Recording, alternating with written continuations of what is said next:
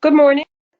Welcome to the New York City Teachers Retirement Board investment meeting for May 7th, 2020. I'm going to start by calling the roll. John Adler. Here. Thomas Brown. I'm here. Natalie Green-Giles. I know she's trying to get on. David Gazansky. Present. Russell Buckley.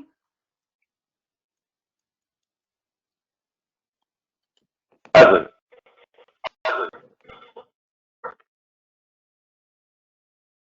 Okay.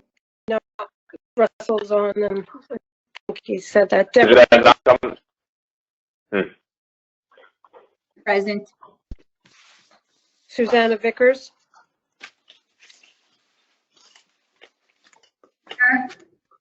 Okay, so we have a quorum, so I'll turn it over to the chair. Okay, thank you very much. We'll start today with the passport fund. So Michael Fulvio from Roqueton, will you please begin? Good morning, everyone. I'm going to attempt to share my screen again.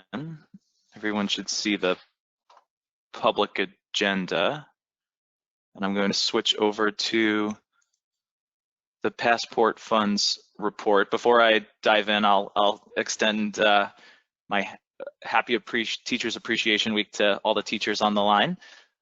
And I'll begin by citing the returns for the passport funds through March 2020. As we discussed very preliminarily at the last meeting in early April, obviously folks are aware that the month of March was a particularly tough time for the markets in light of the global COVID-19 pandemic. So I'll cite just at a high level what some of the market returns looked like, what we saw from markets, and what that meant for performance of the funds. You'll recall in the US, equity markets down quite significantly with the volatility we saw, particularly through March 23rd.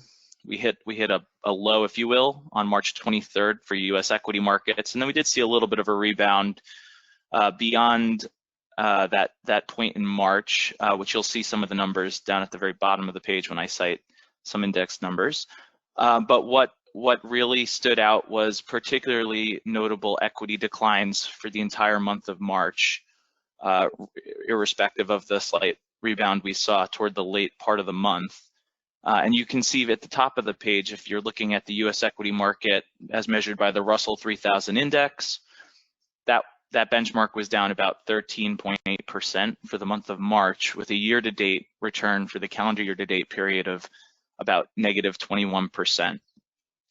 In developed non-US markets, there we saw returns of also down about 13%. And then in emerging markets, they were hit a bit harder, down about 15%. And so broadly, what we saw across the marketplace was really a flight to safety.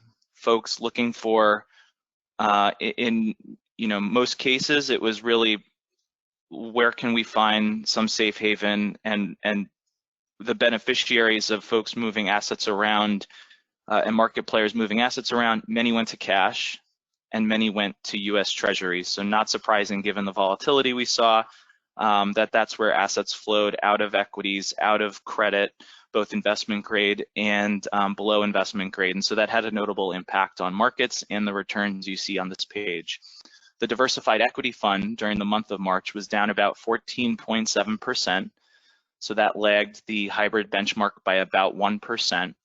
If we peel that back a little bit and understand what was going on within the fund, you can see the defensive composite was down about 12.25%. So for the month of March, the defensive composite, though it was also down double digits, captured about 90% of the down market we saw in global equity markets. The year-to-date time period, that composite was down about 16.6% versus the negative 21%, capturing about 80% of the downdraft we saw in markets over the calendar year-to-date period. Within the actively managed strategies, so you can see there a particularly tough month for the actively managed strategies in the US, and then among the international equity composite, the the majority of which is actively managed. Managers there managed to outperform for the month. And year to date, that composite is down about 22.7%. In looking beyond the diversified equity fund, you can see the balanced fund with assets just shy of about $400 million. That fund was down about 4% for the month. Year to date, that fund down about 5.5%. The international equity fund was down about 13.7%, assets of about $142 million at the end of the month. The inflation protection fund, which you'll recall is comprised of a variety of different real asset related asset classes, publicly traded real asset classes, including commodities and REITs, both equity and debt REITs, which were hit particularly hard during the month. And again, commodities being hit hard again in April. We'll talk a little bit more about April in just a bit, but you can see that fund in total was down about 16% for the month. Year to date, down about 19%. The Sustainable Equity Fund had assets of about $226 million. That fund was down about 8.8%, 8.9%, outperformed its benchmark by about 1%. Year to date, that fund was down about 12%. Everyone's screen should catch up. I moved my screen down a little bit just to show the two newest passport fund options. You can see the U.S. Equity Index Fund with assets of about $9.4 million and the International Equity Index Fund with about $1.6 million. You'll note the benchmark returns here, notably negative for the month and following the broad U.S. and broad non-U.S. equity markets. The funds did have a positive return for the month. Those numbers are correct, and they're reflective of the notable rebalancing trades that took place during the month and cash flows that occurred. And so that those fund numbers there were modestly positive given incrementally more assets in those funds at the end of the month when markets had staged somewhat of a rebound in the late part of March. So I'll pause there and see if there's any questions. So can I just clarify one thing, which is that just to make sure that everyone fully grasps what Mike was just saying about those two index funds.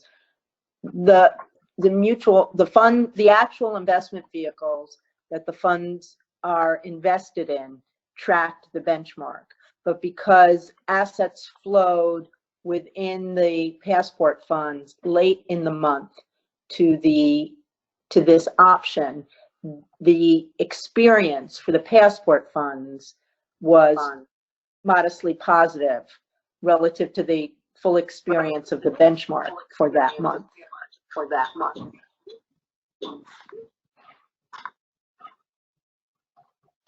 Is that Robin speaking? Yes. Okay.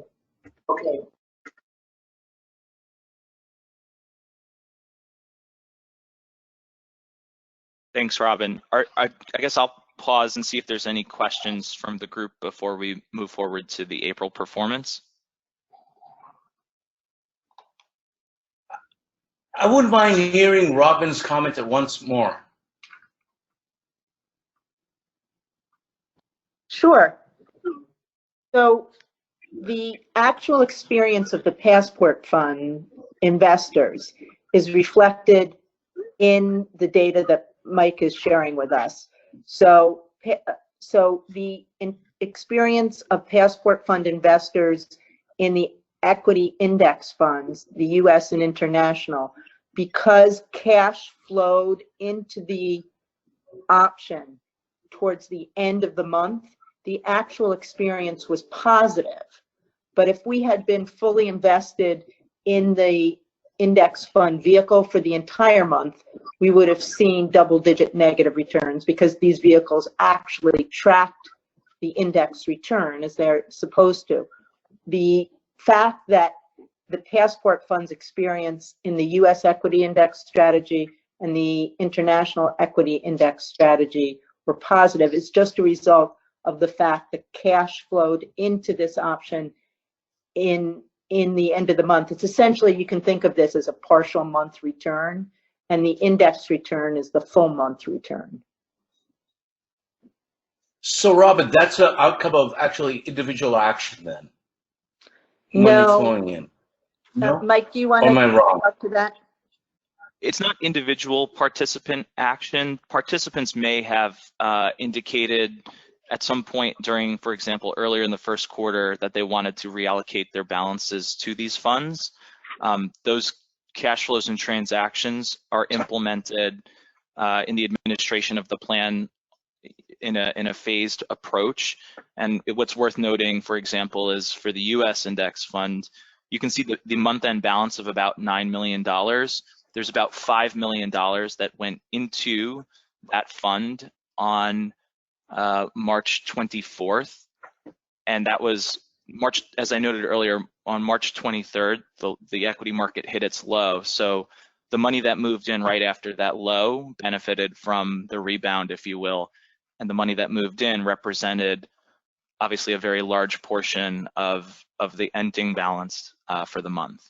And the reason, just to add one more point, the reason that those cash flows are so significant is because these are two new options. They have very small balances. So an inflow of even $5 million affects, these are really dollar-weighted returns. You're seeing dollar-weighted returns for this fund because it reflects the actual experience of investors. If we had time-weighted returns, it would track the benchmark. It's a weird month because the funds are small, the inflows were a significant portion of the total fund balance, and the inflows happened to occur at the actual inflection date of the market in March. So all those anomalous factors combine to generate a return that doesn't track the index. Can I ask a question for, I think it's for TRS, maybe for Susan, which is, did we see unusual cash flows, redemptions, moving of money, any of that during March and April?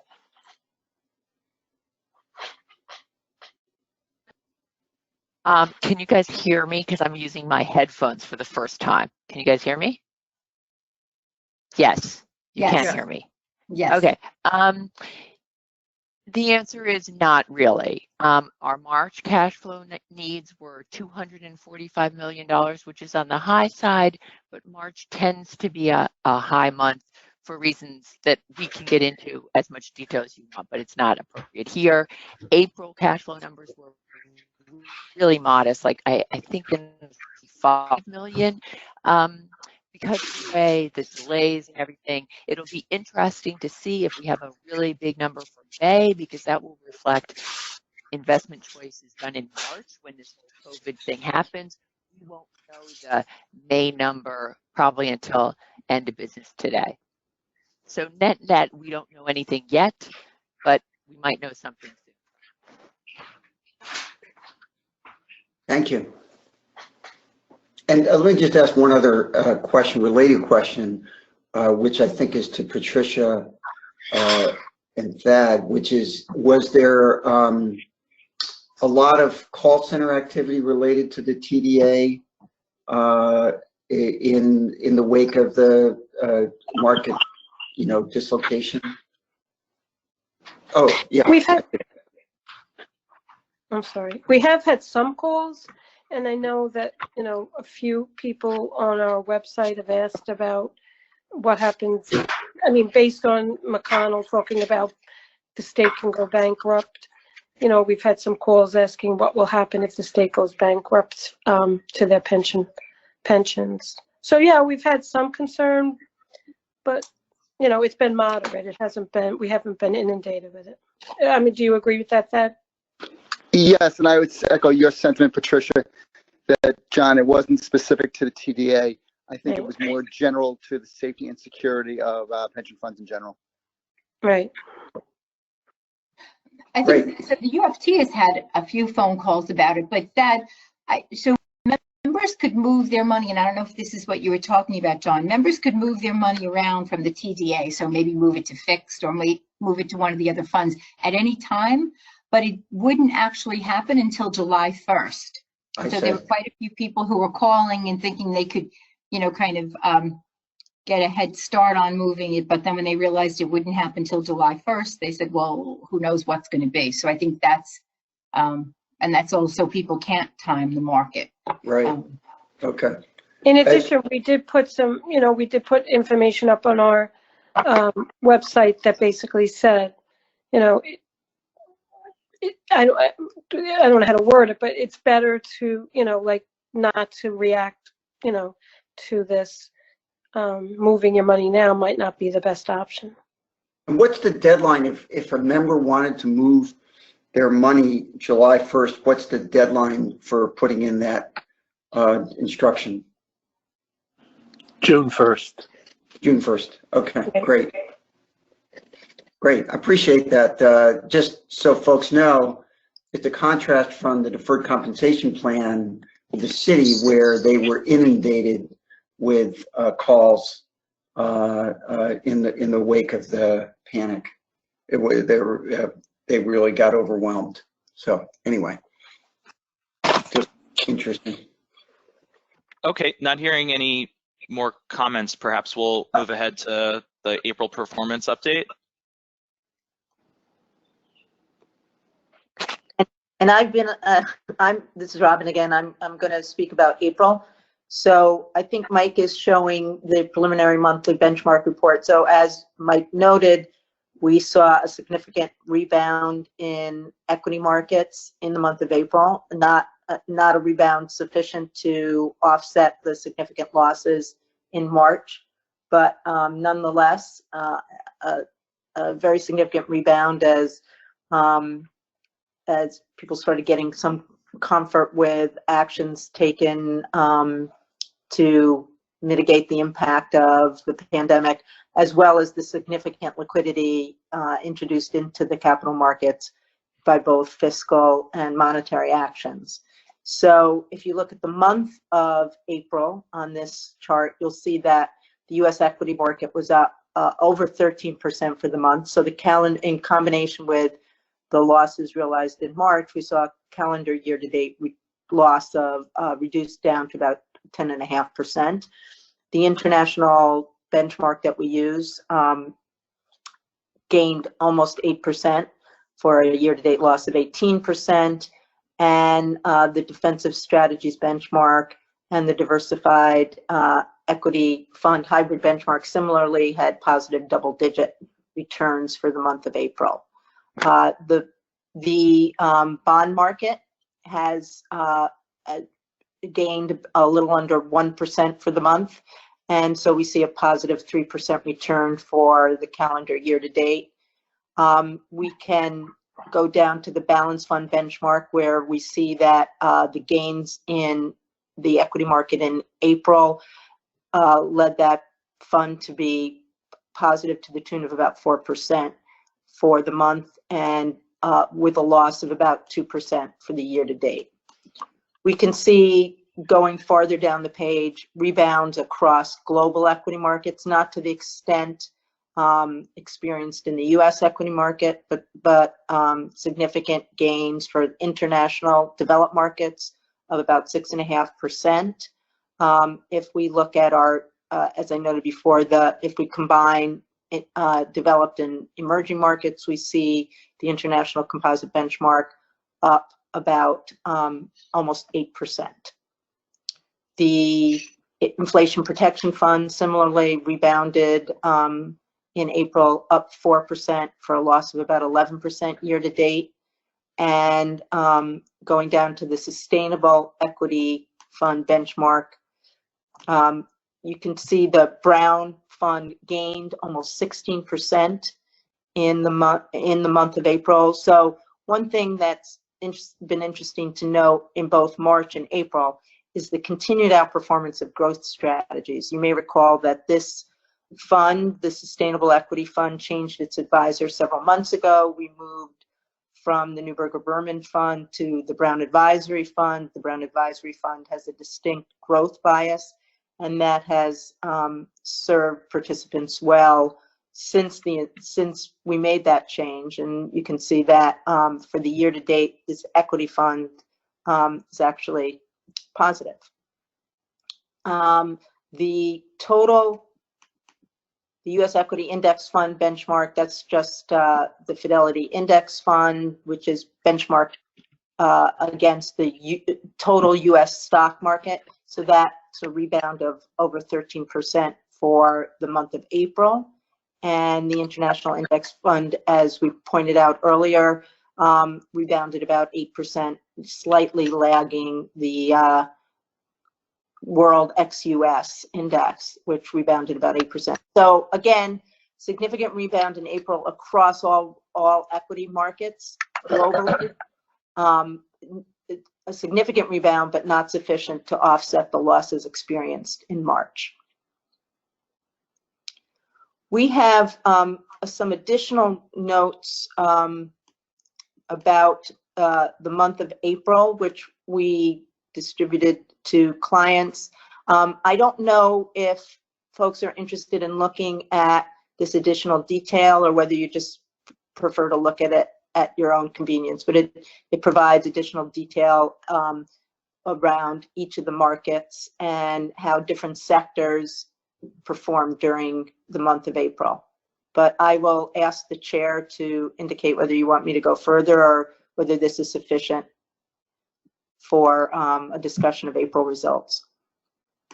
You want to just go over it a little bit more? It's Sure. Fascinating. Yeah, I think it is. Does everyone agree? Are you good?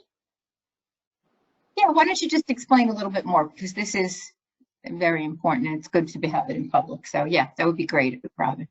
Sure. So I'm going to ask, so I'm going to ask everyone to look at either on your own device or on the slide that Mike is showing.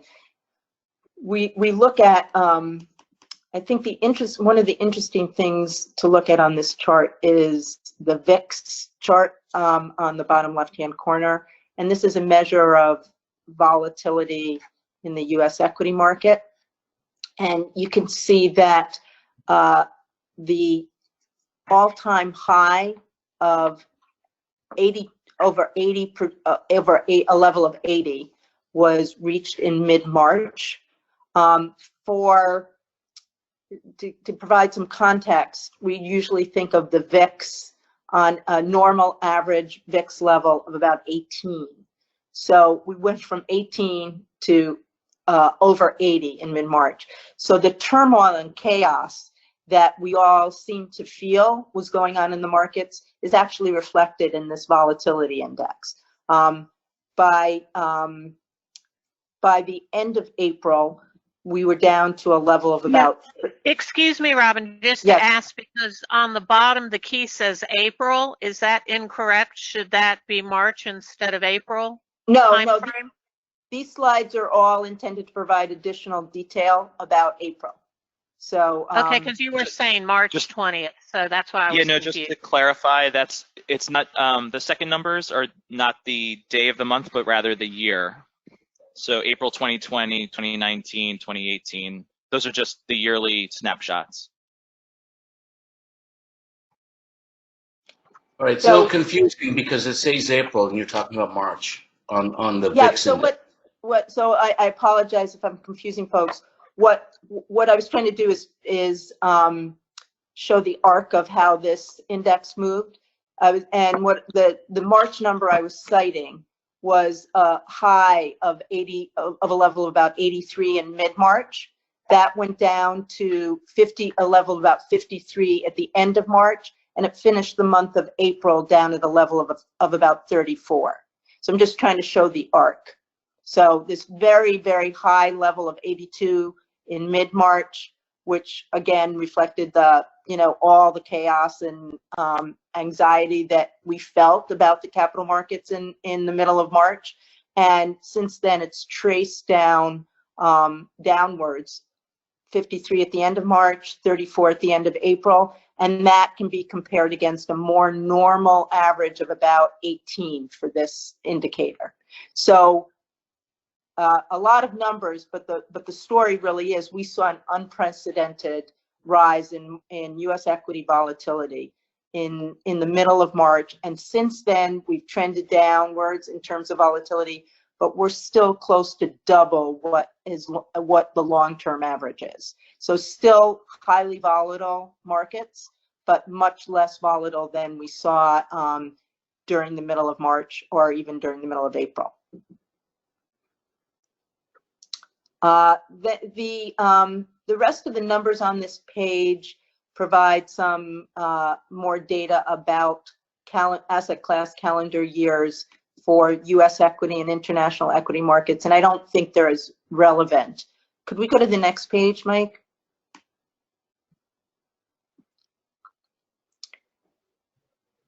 This slide breaks some of the equity markets into different sector returns. So again, there is a lot of volatility across the market, but there was a lot. I don't think we're at the next slide, by the way, Robin. I can't see it. Oh, here we go. Okay, got it. Sure. Okay, good. So what this slide does is separate out some of the equity markets into regional returns and different market cap sectors. So let's look at the top right-hand chart, which is U.S. equity returns. And again, this is all focused on periods ending April 30th. So if we look at the S&P index, we've talked about the fact that the large cap stocks, whether it's the S&P 500 or the Russell 1000, were up about 13%, a little over under 13% for the month of April. If we look at large cap growth stocks, we can see that they were up almost 15%. And you compare that to large cap value stocks, which are the Russell 1000 value, they were up a little over 11%. Let's look at the year-to-date column, which is the next column over. For the year-to-date, Russell 1000 growth stocks have lost about 1.5%. Large cap value stocks have lost almost 18.5%. Now, you think about, absent everything, absent knowledge of what happened specifically in this market crisis, you would think about large cap value stocks maybe should protect us on the downside. But when you look at the large cap value index, you see that it's comprised heavily of sectors that were particularly negatively impacted during the market downturn in March. And that includes financial stocks and includes energy stocks. So, for example, the energy sector was up almost 30% during the month of April, but down almost 50% during the month of March. So the composition of the value index has led to, is such that it emphasizes those sectors which were particularly hard hit during March and recovered less in the month of April. And so you see this, almost 17 percentage point spread between large growth and large value stocks for the first 4 months of 2020. And that's a very large spread. You can see that if you look out over the 3-year time frame, if you look at 3-year annualized returns ending April 30th, large cap growth stocks are up almost 16%, large cap value stocks up 1.5%. I mean, it's just a dramatic impact, and I think a lot of folks are going to be looking at the large cap value mandates and at the benchmark and thinking about whether that has implications for how we structure equity portfolios going forward.